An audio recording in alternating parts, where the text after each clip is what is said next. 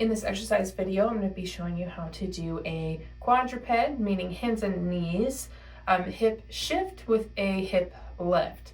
This is great for getting length in one side of the deep hip and pelvic floor, as well as trying to work on some strength to take you in and out of that lengthened position. So this is really great for people who have some pelvic floor dysfunction, have hip dysfunction, and low back issues as well. So what you're going to need is a yoga block, or something like a yoga block that you can have one leg elevated during this exercise. So something like a yoga block, as long as it's firm, will work. You're going to start off by getting onto hands and knees. And you're going to put the yoga block underneath the side that needs this exercise. So I'll show you on my right hip. I'll put the yoga block underneath the side that I'm going to be exercising. And you want to make sure you still get yourself into that hands and knees position with a neutral spine position. So if you need to do a little cat-cow to find that neutral spine here, that's perfectly fine. You want your wrists directly underneath your shoulders and your knees directly underneath your hips. So you don't want it to be forward like this. You don't want to be way back here. You need to get that knee in line with that hip as much as possible.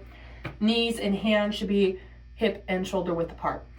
Now, obviously with one knee on the block, you're going to be tilted in your pelvis, and that's where we're going to start. So find your neutral spine position, engage your core, hug belly up and in towards the spine. Keep that core engaged in the neutral spine position. And then from here, you're going to shift your weight to the side that's on the block. So I'm shifting to my right because my right knee's on the block until I feel like I get some resistance or a little bit of that stretch here in the back of the hip. Once I feel that resistance or stretch, I'm going to stay here with my weight shifted and then lift my opposite knee up off of the floor until my pelvis is level. I'm going to hold here for the prescribed amount of time, slowly lower back down, and then unshift. So again, I'm going to start off by finding neutral spine, engage the core, shift my weight towards the side that's on the block, lift to the opposite side of the pelvis to neutral, hold, slowly lower back down, and then unshift. From a front view, let me show you what that looks like here. So I get myself set up again. I'm going to find my neutral spine, shift my weight this way. So it's a straight over transition here. And then from there, keep that position shifted, lift. So your knees should be hovering about the same height. Hold, lower back down slowly, and then unshift. Shift, lift, hold, lower, and unshift. Now you can see from the opposite side, I have my opposite toes on the ground during this lift, and that's perfectly fine.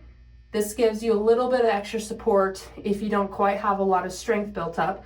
But if this is too easy, then you can lift the entire leg and hold, and that's going to be a lot harder for those muscles in your core and also your hip.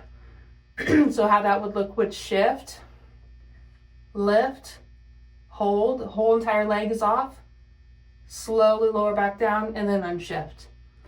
So you can make it a little bit easier, harder by having a little bit of toe support on that opposite leg. This exercise sometimes is just done on one side or it can be done on both sides.